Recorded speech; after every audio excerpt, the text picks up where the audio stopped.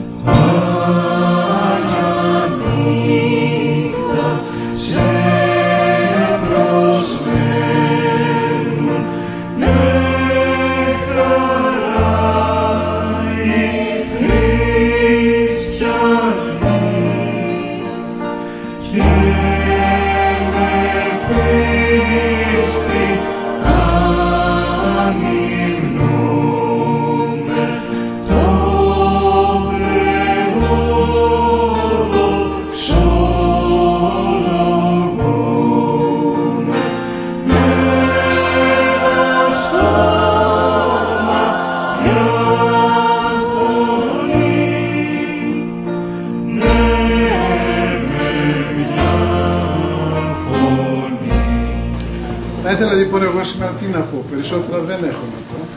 Απλώς σας αγαπάμε πάρα πολύ, εκείνοι που σας φροντίζουν πλάι και κάθε μέρα και εμείς σας σκεπτόμαστε πάρα πολύ, σας αγαπούμε και θα ήθελα να πάρει ο καθένας από εσάς ένα μικρό δωράκι από τη σημερινή ημέρα και όταν θα μεγαλώσει, θα θυμάται όταν περνάει εδώ πέρα, εδώ έγινε μια εκδήλωση και έχει έρθει ένας παππούλης εκεί και μας έδωσε αυτό το μικρό πιδωράκι. Σύμφωνοι? Ευχαριστούμε πολύ. Ευχαριστούμε πολύ.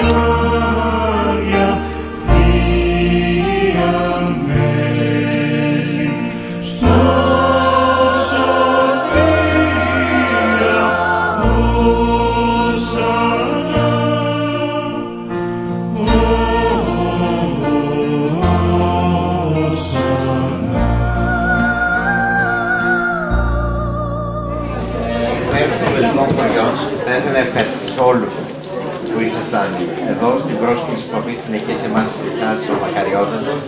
Για μας έχει ξαναβρεθεί στο έργο μας κοντά η γενιάζοντα σε ένα ξενώνα που ήταν για μωρά και βρέφη και έχει την χαρά μας που ίσως αυτό είναι ένα δεύτερο βήμα μιας πιθανής συνέβρεσης των κοινών έργων και της μεγάλης δράσης που κάνετε σαν Αρχιεπισκοπή και σαν Εκκλησία της Ελλάδος.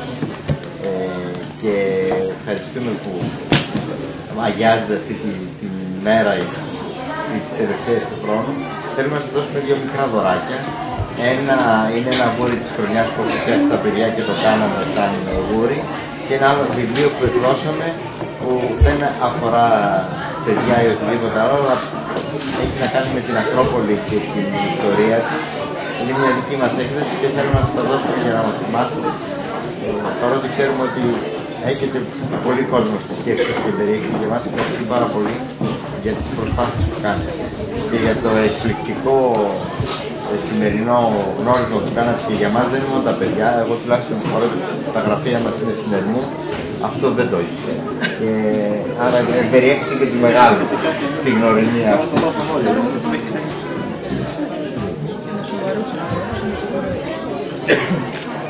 Πρέπει να σας ευχαριστήσουμε και εμείς ως βιβλιοθήκη για ό,τι κάνατε, την κυρία Διγενή για ό,τι κάνετε και τους ηθοποιούς.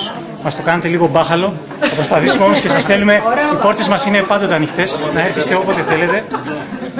Μας αρέσει να μας το κάνετε μπάχαλο. Δώσει άλλη ατμόσφαιρα, όπου βλέπετε καθώς πρέπει, να βάζετε ερωτηματικά. Γεια σας, καλή χρονιά.